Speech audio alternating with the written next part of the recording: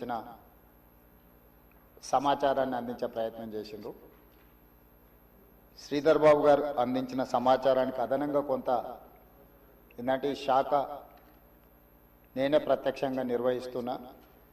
చాలా సందర్భాలలో ఈ సమీక్షలో కానీ కన్సల్టెంట్స్తో కానీ అధికారులతో కొన్ని నెలల తరబడి సమీక్షలో నేను ఉన్నా కాబట్టి నాకు కొంత అదనపు సమాచారం తెలుసు. ఈ సమాచారాన్ని సభ ముందు సభ్యులకు వివరించడం బాధ్యతగా భావించి తమ దగ్గర సమయం తీసుకొని ఈ వివరాలను సభ ముందు పెట్టే ప్రయత్నం చేస్తున్న అధ్యక్ష, మూసీ నది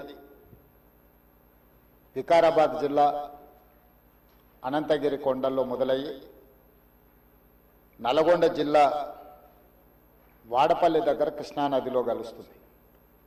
దాదాపుగా అనంతగిరి కొండల నుంచి వాడపల్లి వరకు 240 కిలోమీటర్లు మూసీ నది ప్రవహిస్తుంది.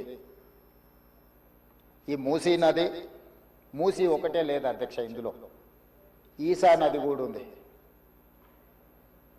मेरे ख्याल से अकबरुद्दीन साहब को पता है, उस्मान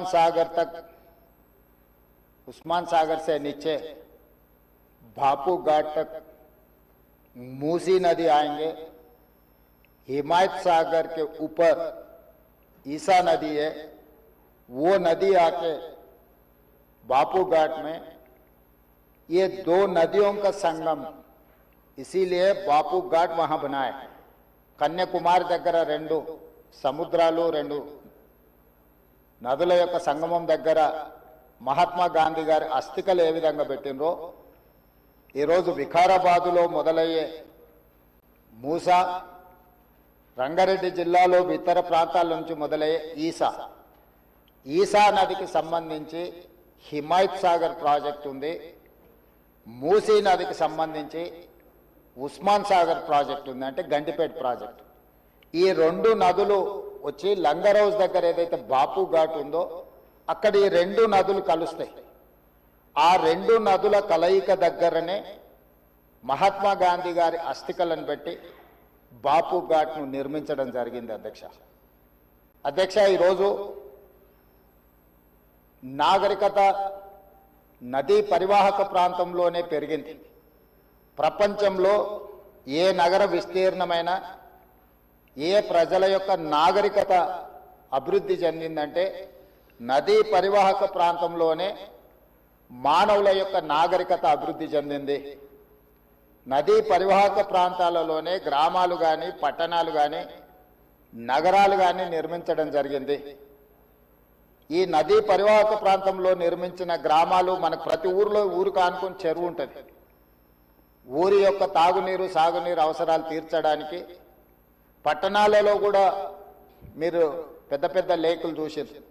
ఈరోజు హైదరాబాద్ నగరంలో కూడా కాకతీయుల నుంచి మొదలు పెడితే కులీ కుతుబ్ షాయిలు నిజాం వరకు ఈ ప్రాజెక్టులను నిర్మించడం ద్వారా ప్రజల యొక్క సాగునీరు తాగునీరు అవసరాలను తీర్చడమే కాకుండా పరిశ్రమలను ఏర్పాటు చేయడానికి కూడా ప్రణాళికబద్ధంగా ఆనాటి కాకతీయ సామ్రాజ్యం నుంచి మొదలు పెడితే చివరి నవాబ్ నిజాం నవాబు వరకు కూడా ఈ నదుల యొక్క పరివాహక ప్రాంతంలోనే ప్రాజెక్టులను కట్టడం జరిగింది. ఈరోజు మంజిరా నది ఉండొచ్చు, నిజాం సాగర్ ఉండొచ్చు, లేకపోతే ట్యాంక్ బండ్ ఉండొచ్చు, ఉస్మాన్ సాగర్ ఉండొచ్చు, హిమాయత్ సాగర్ ఉండొచ్చు. వరదలను నియంత్రించాలి. 1908లో ఈ నగరం మీద వరద తుఫాను ఉప్పెనై వేలాది మందిని బలిగొన్నప్పుడు నిజాం సర్కార్, నిజాం ప్రభు మనసు చెల్లించి ఈ సమస్యకు శాశ్వత పరిష్కారం చూపించాలి అని చెప్పి ప్రపంచ స్థాయిలో ఆ రోజుల్లోనే టెండర్లు పిలిచి సాంకేతిక నిపుణులను నియమించి మోక్షగుండం విశ్వేశ్వరయ్య ద్వారా శాశ్వతంగా ఈ నగరానికి వరద ముప్పు నుంచి రక్షించడమే కాకుండా తాగునీటి సమస్యను పరిష్కరించడానికి 1908లో నిజాం సర్కార్ ఈ కార్యక్రమాన్ని ఈ ప్రాజెక్టును చేపట్టడం జరిగింది. 1921-22కు ఉస్మాన్ సాగర్ హిమాయత్ సాగర్ ప్రాజెక్టులను నిర్మించి ఈ రోజుకు 105 సంవత్సరాలైన ఈ పట్టణం నగరం మహానగరంగా విస్తరించిన 105 సంవత్సరాల క్రితం నిజాం ప్రభు నిర్మించిన ఉస్మాన్ సాగర్ హిమాయత్ సాగరే హైదరాబాదు ప్రజల యొక్క దాహార్తిని, ప్రజలకు పాపులర్గా గండిపేట నీళ్ళు అని తెలుసు. హైదరాబాద్కి ఎవరైనా వచ్చి కొంచెం హుషారైతే గండిపేట నీళ్ళు పడ్డట్టున్నాయని అంటుంటారు మనోళ్ళు పెద్దలు. అంటే గండిపేట నీళ్ళలో వికారాబాద్ నుంచి వచ్చే నీళ్ళల్లో ఒక గొప్ప మహత్యం ఉంది. వికారాబాద్ అడవి ఏదో పిచ్చి మొక్కలతో మొలిచిన అడవి కాదు అధ్యక్ష, వనమూలికలతో కూడుకున్న అడవి. వఖారాబాద్ కా హవా లాఖోं का దవా, అంతేనా అధ్యక్ష? లాఖో మరీదోం కా దవా.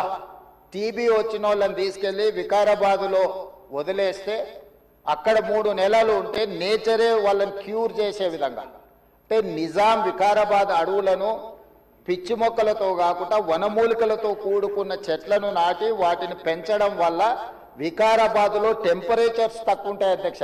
హైదరాబాదులో ఈ చుట్టుముట్టుతుండే టెంపరేచర్ కంటే 2-3 డిగ్రీలు వికారాబాద్ అనంతగిరి కొండల్లో టెంపరేచర్ తక్కువ ఉంటుంది.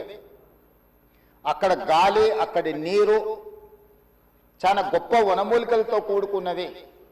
ఆ నీళ్ళే గండిపేటకు వచ్చి ఆ గండిపేట నీళ్ళే హైదరాబాద్ నగరానికి ప్రజలకు తాగడానికి ఇవ్వడం ద్వారా మన ఆరోగ్యాన్ని కాపాడడం కాకుండా మనకు తెలివితేటలను కూడా మెరుగుపరచుకోవడానికి నిజాం సర్కార్ ఇవన్నీ ఏర్పాటు చేసింది అధ్యక్ష.